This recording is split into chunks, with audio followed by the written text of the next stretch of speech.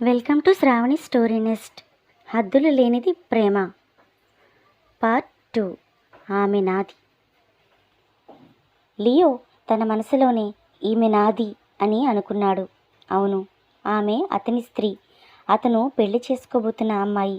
వారం రోజుల క్రితం అతని తల్లిదండ్రులు అతనికి ఒక ఫోటో చూపించి ఆమె అతనికి నచ్చితే ఆమె అతనికి కాబోయే భార్య అని చెప్పారు. అది మరెవరో కాదు, మిస్ లిల్లీ వత్స, మిస్టర్ భరద్వాజ్ వత్స కుమార్తె. మిస్టర్ భరద్వాజ్ లియో తండ్రి యొక్క పర్సనల్ అసిస్టెంట్గా ఎన్నో సంవత్సరాలు పనిచేసినటువంటి నమ్మకమైన వ్యక్తి. అటువంటి వ్యక్తిని బంధువుగా మార్చుకోవడం కోసం ఈ సంబంధాన్ని అనుకోవడం జరిగింది. లియోకి అతని మెయిల్ ద్వారా ఆమె ఫోటోని, ఫోన్ నెంబర్ని పంపించారు. అదే రోజు ఆమెకి కూడా లియో ఫోటోని, ఫోన్ నెంబర్ని పంపించారు వారి తల్లిదండ్రులు. లియో, లిల్లీ ఒకరి ఎదురుగా ఒకరు నిలబడి ఉన్నారు. లిల్లీ అతనెవరో తెలియని ఒక కొత్త వ్యక్తిలా చూస్తోంది. లియో అది గమనించాడు. ఆమె అతని ఫోటో చూడలేదు అని అర్థమైంది.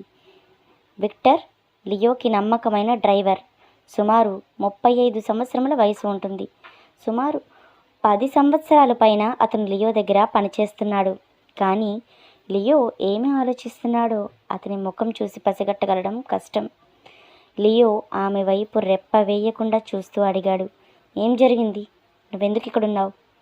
ఆమెని అలా చూసి అతని గొంతులో ఏదో తెలియని బాధ, కోపం ధ్వనిస్తున్నాయి. ఆమె జరిగిందంతా నిజాయితీగా చెప్పింది.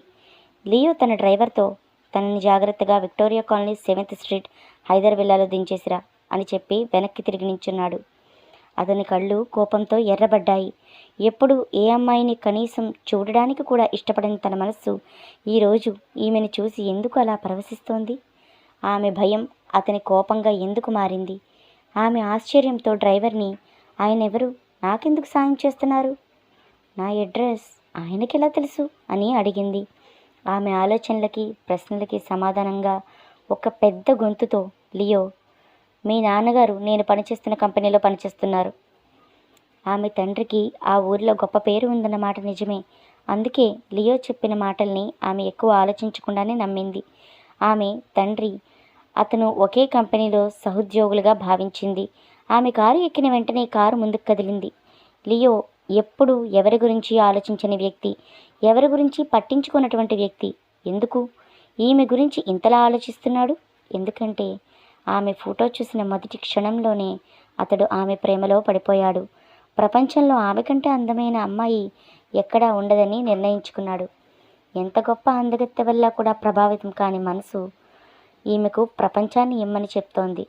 ఆమెని కలిసే క్షణం కోసం అతని మనసు ఆరాటపడింది. కానీ ఈరోజు ఏం జరిగింది? మొట్టమొదటిసారి ఒకరినొకరు కలుసుకున్నప్పుడు ఆమె భయంతో వణికిపోతోంది. కనీసం అతన్ని గుర్తుపట్టలేదు. ఆమెను అంతలా భయపెట్టింది ఎవరు? ఎందుకు భయపెట్టారు? వెంటనే లియో అతని బాడీగార్డ్ మరియు అసిస్టెంట్ అయినటువంటి జేమ్స్కి ఫోన్ చేశాడు. లియో ఫోన్ చేసిన మరుక్షణం జేమ్స్ ఫోన్ ఎత్తాడు. లియో, మిస్ లిల్లీని వెంబడించిన బాస్టర్డ్స్ యొక్క ప్రతి అవయవాలు విరగొట్టండి. జేమ్స్ యొక్క నుదురు చెమటతో తడిసిపోయింది. అతని బాస్ గొంతు ఎప్పుడూ ఇంత కోపంగా లేదు. ఒక్క క్షణం కూడా ఆలస్యం లేకుండా సరే సార్ అని బదులిచ్చిన మరుక్షణం లియో ఫోన్ కట్ చేశాడు. హైదర్ విల్లా. సమయం అర్ధరాత్రి 12 కావస్తోంది. ఈరోజు 9 అయ్యేసరికి ఇంటికి వచ్చే కూతురు ఈరోజు ఇంకా రాలేదు. ఫోన్ కలవట్లేదు. మిస్టర్ భరద్వాజ్ ఇంట్లో అటూ ఇటూ కంగారుగా తిరుగుతున్నాడు. ఏమీ పట్టనట్టు అక్కడే కూర్చుని టీవీ చూస్తున్న అతని భార్య ఛాయని చూసి, నీకు అసలు ఏమీ పట్టదా? 9 గంటలకు రావాల్సిన కూతురు 12 కావస్తున్నా ఇంటికి రాలేదు. అంత నిబ్బరంగా ఎలా ఉండగలుగుతున్నావు అని అరిచాడు.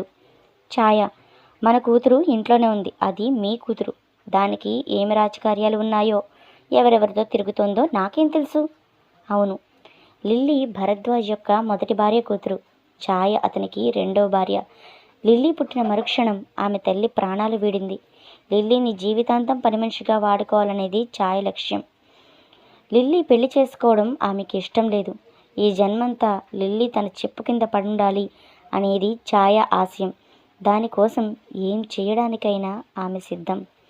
మిస్టర్ భరద్వాజ్, నోర్ముయ్, నోటుకొచ్చినట్లు మాట్లాడకు. ఆమె నా కూతురు. గుర్తుపెట్టుకో, త్వరలో మిస్టర్ లియో సార్థక్కి కాబోయే భార్య. కోపంతో భార్యపై అరిచాడు. ఛాయ లిల్లీకి లియోకి పెళ్లి జరగనిస్తుందా?